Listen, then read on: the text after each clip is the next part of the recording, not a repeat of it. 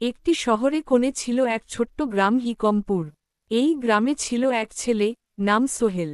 সোহেল ছিল খুবই পরিশ্রমী, কিন্তু তার পরিবারের আর্থিক অবস্থা ভালো ছিল না। তাদের ছোট্ট একটি ক্ষেত ছিল, আর বাবা মা সব সময় পরিশ্রম করতেন যাতে সোহেল ভালো করে পড়াশোনা করতে পারে। সোহেল স্কুলে খুব ভালো ছাত্র ছিল।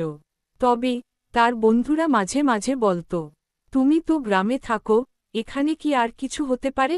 গ্রামের পরিবেশ, সহজ জীবন যাপন, আর ছোট্ট পৃথিবী। তার বন্ধুদের কথা শুনে সোহেল মাঝে মাঝে ভাবত, আমি কি সত্যিই বড় কিছু করতে পারব? কিন্তু তার মনের মধ্যে ছিল এক অদম্য ইচ্ছা। সে জানত, তার একমাত্র পথ হল পরিশ্রম এবং শিক্ষার মাধ্যমে নিজের জীবন বদলানো। গ্রামের স্কুলে তার শিক্ষকরা সবসময় সোহেলকে উৎসাহিত করতেন।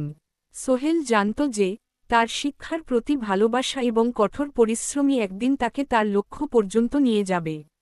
সে প্রতিদিন বিদ্যালয়ে যেতে আসতে হাঁটতে হাঁটতে অনেক নতুন কিছু শিখতে শুরু করল। একদিন সোহেল তার শিক্ষককে বলেছিল, আমি বড় হয়ে কৃষকদের সাহায্য করতে চাই।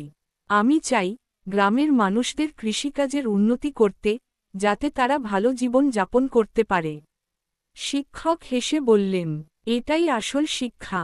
একজন ভালো মানুষ হও, সবার উপকারে আসা শিখো। এভাবেই সোহেলের ইচ্ছাশক্তি আরও দৃঢ় হতে থাকল।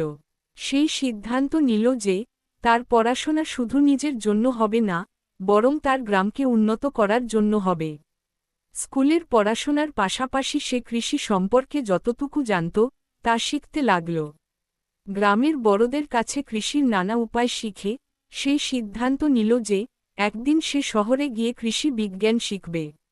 সোহেল জানত, শুধু গ্রামের স্কুলে পড়াশোনা শেষ করলে তার সীমাবদ্ধতা থাকবে। তার স্বপ্ন ছিল বৃহত্তর কিছু করার, এবং তাই সে কঠোর পরিশ্রম করে শহরের বিশ্ববিদ্যালয়ে ভর্তি হতে সক্ষম হল। শহরে গিয়ে সোহেল কৃষি বিজ্ঞানে ভর্তি হল।